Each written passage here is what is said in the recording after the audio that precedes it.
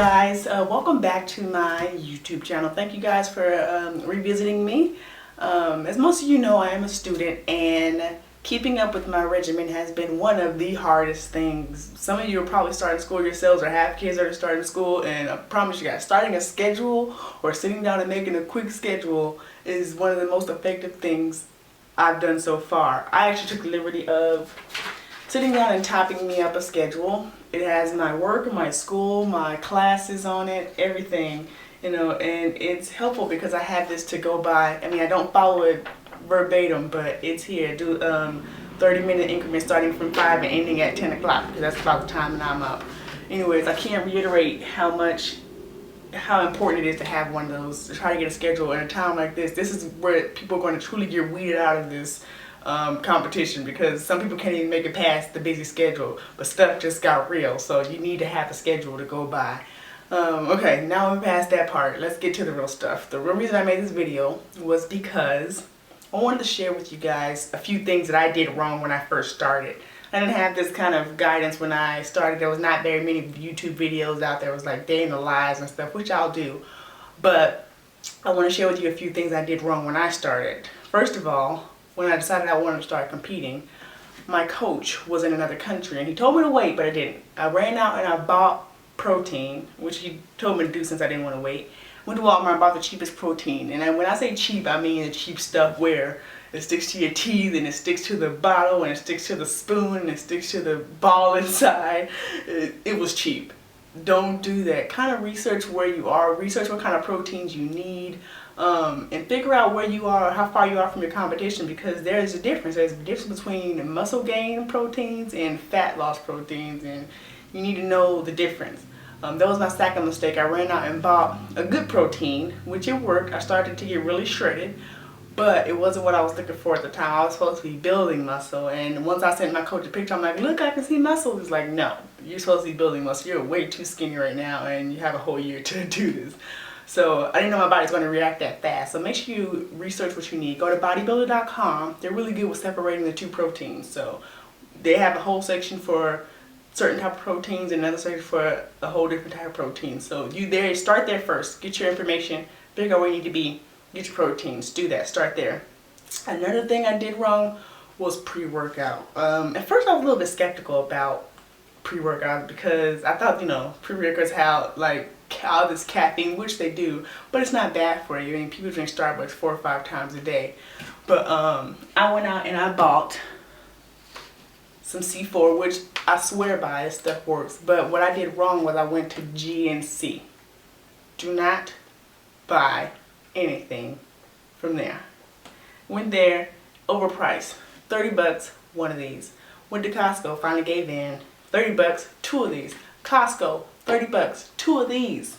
So make sure you guys do a little bit of research before you go out and you buy the C4. C4 is good. It's just, it was a bit overpriced, and I didn't know that until about the 3rd case.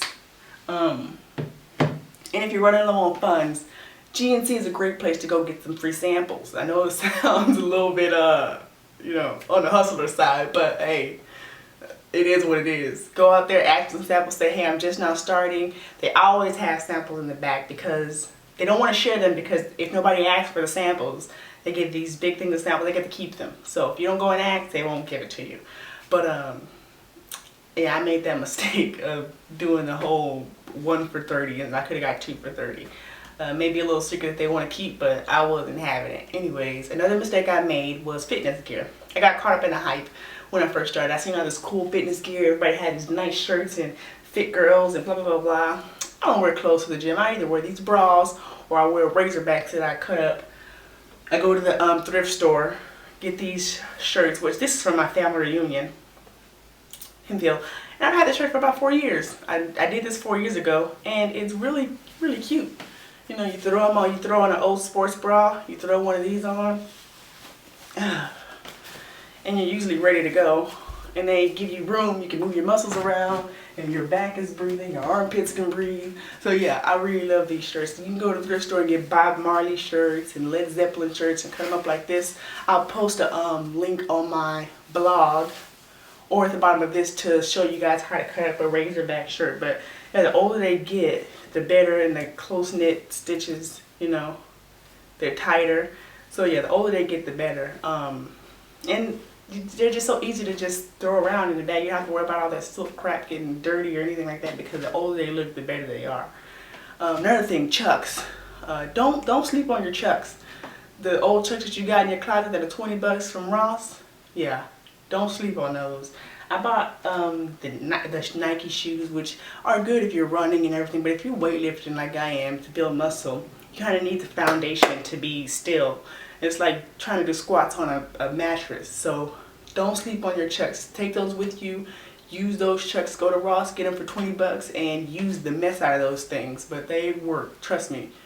You'll feel it more if you use chucks. What else? What else? Personal trainers. I know everybody kind of squinches their teeth when they hear personal trainer, but you need one. I made the mistake of running into the gym, you know, guns a-blazing, doing squats and push-ups, and I was hyped about it. I was going to do this and get these muscles, and I did. But about a month or two later, my knees messed up, and I was out of the gym for about 2.5 weeks, and it sucked. I wish I would have gotten a trainer, or at least taken that first consultation. Most gyms offer a consultation, a free consultation, and you guys can use that. Use that to your advantage. Ask questions, ask about proper form, have them show you how to do certain muscles that you're going to be working often. That way you don't hurt yourself and end up injured like I did. Last but not least, prep. I know I kind of talked about it at the beginning, but not just food prep. You also need to prep your clothes, because when you're out and about and you're driving by your gym, you're like, I can go to the gym now. You know, prep that stuff. Put it in your car when you leave in the morning. You know, have that stuff ready, because you never know. As far as food, especially with food, you never know when you get hungry. You're going to need to eat. And I made the mistake of not prepping for a full week when I went in for training. And I grabbed the Carl's Jr. burger. And that happened about 3 or 4 times. And I grabbed sushi and everything else that I can get my hands on. Because when you're hungry, y'all fit people know that nothing is safe. You just eat anything you see. So try to food prep. And like I said, Costco is the best place to do that. For 50 bucks a year, you can get 2 cards. So you can give one to your family, you can give one to Bebe down the street with all his kids, you can give one to your friend, you can give one to your workout partner, but 50 bucks is not a lot to have access to this wholesale store. I mean, the stuff you get in here, it lasts you for months and weeks. So I got a big bag of salad still sitting in my fridge that I eat every day. You know, I've had that for about a week now. So the veggies are good. Everything in that store is top notch. So make sure you try to get your hands on the Costco card. If you don't want to do that, feel free to volunteer at what are those things called? Well, a farmer's market. You go there, volunteer a few hours. You walk out with like 2 or 3 bags of fruits and vegetables for your time. So, like I said, time is money, and basically they pay you by giving you all these fruits and vegetables, and it's free. So those are a few examples of things that I wish I would have done when I first started. So I know it's a lot to take in. Rewind this video, write it down, take notes, and try to take it all in. And remember, this stuff is on my blog, so feel free to visit my blog, and I'll keep you guys updated on that as well. But follow me on Instagram, ask me questions. I'm here for you. You know, I want to help you out. That's why I'm making this video. I'm taking the time to give you guys this information. Use it, ask me questions, and I'll make sure I try to touch on it in my next video. And what else do I have today? Shout outs. Thank you to my first 12 subscribers. Yay! I was so proud and so happy with you guys subscribing, and to my sweet cousin who left that sweet comment for me. I know we haven't talked in a while, but I love you and I appreciate all of your love. And my last shout out goes to my twin sister, Juliana.